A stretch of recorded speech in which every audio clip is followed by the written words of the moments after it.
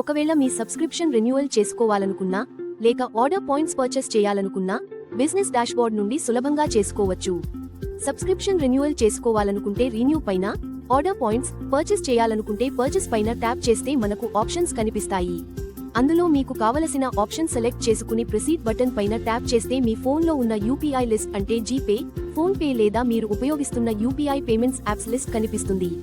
అక్కడ కనిపించిన UPI apps list లో ఏదైనా ఒకదానిపైన ట్యాప్ చేసి ఈజీగా పర్చేస్ చేయవచ్చు. పేమెంట్ సక్సెస్ కాగానే సబ్స్క్రిప్షన్ రెన్యువల్ డీటెయిల్స్ లేదా ఆర్డర్ పాయింట్స్ మీ అకౌంట్ కు యాడ్ అవుతాయి.